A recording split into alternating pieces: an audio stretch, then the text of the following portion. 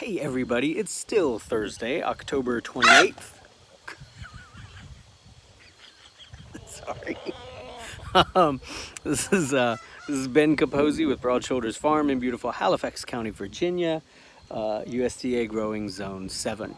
I am partway through the construction of my third cattle panel greenhouse. And I know I just kind of introduced this one in the last video, which I also uploaded today, but I just thought I would do another one here just kind of halfway through this one because there may be some little details that people are curious about or some interesting things to consider. So I'll flip the camera around and we'll do a little walkthrough on this one, okay? All right. Okay, so sorry it's a little windy. I think there's a rainstorm getting ready to dump on us here. So we'll work and talk. I'll talk what I can about what's going on here. This is very similar to the others, and of course the original idea for this comes from a guy on YouTube. His channel is Texas Prepper 2. He's got like over 1 million videos on this simple DIY do-it-yourself cattle panel greenhouse. His original one has just 2 panels. Then I learned from Sean and Sasha Dombrowski on their Edible Acres channel here on YouTube, which is a great channel I highly recommend. They started making 3 and 4 panel ones. Here's a 4 panel one that's just for winter composting. But this one is actually going to be a greenhouse for me, and a little multi-purpose because I would also like to put my chicken, my general poultry ICU in here as well for a little more protection from the elements and some added warmth. So that being said, the structure is very basic. The base, I used oak, which is what I have, like 1 or 2 by 6 oak planks. They're going to be in contact with the ground, so they can withstand the wetness and contact with the ground for a long time. If you have locust, I think that would be ideal, but I don't. The cattle panels, they're like 23 bucks.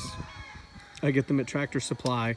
I bought a whole bunch last year, and I've been slowly cannibalizing them from another project here to make all these, so I haven't had to buy any in a while. I think I've still got like 7 or 8 left after this project is done, and this one is going to be 4 panels. All the cattle panels are 50¼ inches wide. So from here to there is 50¼ inches. So when I'm designing these structures, you know, if I'm going to use 1 cattle panel, which would be a really small structure, but maybe you need that, it's 50¼ wide. Or, you know, long. If it's going to be 2, I measure out to 100½ inches and I make a mark. Sorry. If it's going to be 3, I measure out to 150¾ inches and I make my mark. And if it's going to be 4, I measure out to 201 inches. Right? And then actually for the 5 cattle panel greenhouse, I measured, what is that, 251¼ inches. So it's pretty easy to make your measurements. This one back here is just flat. It rests back here on that, on the frame. The big one, the cattle panels rest 2 feet off the ground on a rail, just to get me more headroom, more space in there, because this one is 11 feet wide. So I wanted a little more room up there. This one is, the base is 7 feet wide, and that gives me plenty of room up there. This one, I decided to play around with it, and I'm making this one 9 feet wide, and that actually, I felt, made it a little short even for me, and I'm not a tall person. But I can fit under here no problem, but a person likes a little more headroom. So I went and I added on the north side, on the back, I added an elevated rail of just, these are 16 inches long, so 6 inches up the board and then another foot, just to get it a foot up. And that gives me, you can see these panels here that are actually in place and secure, gives me quite a bit more lift, quite a bit more room. And my plan for this is growing bed here, growing bed here. I'm gonna dig this out, hollow this out a little, throw dirt up here, throw dirt down there, and have these 2 raised beds. And in the back, my plan is to come over with some shelves or some platforms, and have a space where I can either build custom resting bays for the chickens, or put the dog crates that I have and use often for protecting injured or recovering animals back there as well. There's going to be 1 entrance on this side, on the west side. The east, I'm going to put 2 big screen covered windows, or maybe 1 screen covered window, I'm not sure, but something to provide for plenty of ventilation, because these can get quite warm, especially in summer, and I don't want to cook any of the birds that are in here, obviously. When it comes to securing these or positioning these posts, remember I was saying each one of these is 50 1/4. So I come to that mark, and that's where I put my upright. These are true 2x4s out of pine, so they're not like the ones at the big box stores. These are from a local farm who mills their own lumber. These are true 2x4s, but I just put them pretty much right in the middle so that there's enough room for them to rest in place while I get them in position. Then I come in with these galvanized fence staples that you can get at the hardware store, and I staple them. I drive them in with a hammer, there and there. And I try to straddle a joint, so I don't just put it over here like this, because that doesn't limit motion this way.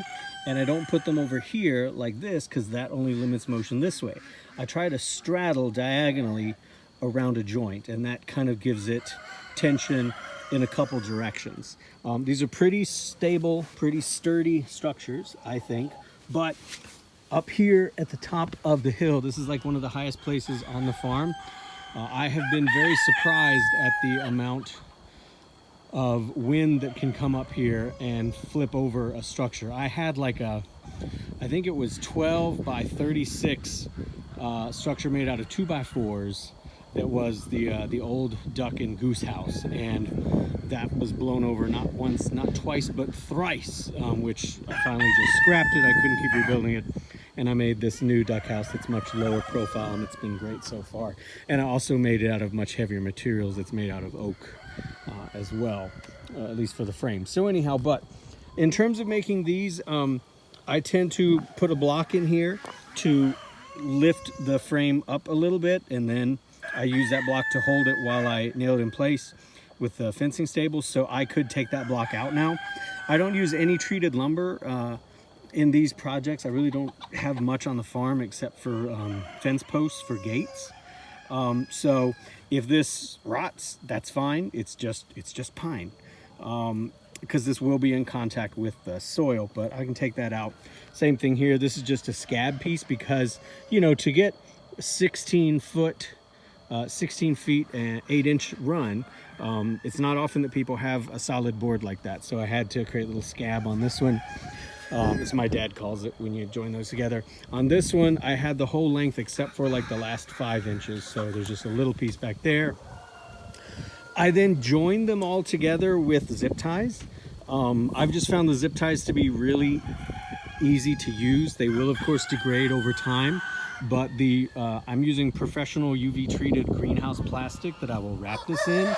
It also degrades over time, so within 4 to 6 years I will need to replace it. So if these last that long, I can just replace them at that point as well. Some people will take like a low gauge or a high, like 14 gauge wire, or lower or higher depending on what you want to work with, and they'll actually tie all these together. For me, that's just a lot of extra time consuming work. It's probably good for the long term, but I just use these. No judgment from me on that, whatever you want to do. I mean, and that's pretty much it. I'll position them in here. This last one, I haven't attached this third panel yet. There's 4 going to be total, but I'm just resting it in here to take some of the bend out of it. It wanted to flex the other way, but in order to keep it all uniform, where this bar is on the outside, just like these up here, and just like this one over here. I don't know what is better, to have the bars on the outside or the inside, but I just want to keep it consistent. So I had to bend this one back the other way. And you know, once you have these in place, and especially when you start to tie them with the zip ties, I mean, it becomes a really quite rigid structure. Excuse me. And I will do some more stiffening on this one. So if we take a step back, you can see that it wants to lean a lot here and straighten out there. I actually want this the other way. I'm happier with more of a lean this way and more straight back here, just because that's the north side. So you can come in here, and I'll use more of these true 2x4s of pine, and I will frame up the door, and I'll use it to push. It's quite easy to just push this whole thing over like that. And I could even have additional, I don't know what you call them, struts or uprights inside the structure, pushing that back as well to act as more support to kind of reinforce and create the shape that I want. So again, these are sturdy, but they're flexible enough that you can, you know, you can do a lot with them. I will probably put solid plyboard on the outside of the lower rail just to make that kind of dark, or just to make it a solid, like a backstop for just as a backstop. Also, maybe not let the chickens see quite so much in there. If there's greens growing in here and they want to poke around through the plastic, I'd like to keep them from doing that. And I will probably make this like some kind of permanent or semi-permanent bed out here. I'll fence it in a little bit to keep the chickens out, but maybe I'll plant some fig trees in here, something that will provide shade in the summer. Maybe grapes, you know, provide shade in the summer, but then when they defoliate, they still allow in plenty of light for southern exposure during the colder months. But that's just kind of a more detailed overview of one of these structures. You know, once you've made one, you can maybe start to improvise more with the form and play around and see what's what. That's kind of where I am now. They're still very simple, very basic, very primitive, but these are really fast becoming my preferred structure. I talked about in the last video, I almost regret maybe making this house this way. The idea of one of these as my chicken coop, you know, you could run a roosting bar back here, or 2 or 3. You could put plastic over it in the winter. You could put chicken wire over the whole thing. If you're thinking about keeping predators out, this area is the retirement area for my 3 coming on 4-year-old laying flock. This is a very safe area in the farm. Our farm livestock guardian dog sleeps in here at night, so I don't have to make these structures predator proof. I'm not really concerned about that. A predator would have to come quite a long way to make it in here. Now, they're not snake proof. We see snakes, but I've never lost a chicken to a snake. So anyhow, that's a little more detail on this structure. I hope you found it interesting. Questions, comments, concerns, always welcome. You can follow me and the Adventures of the Farm at Broad Shoulders Farm on Facebook and Instagram. I hope that you are doing well. Take care. Bye-bye.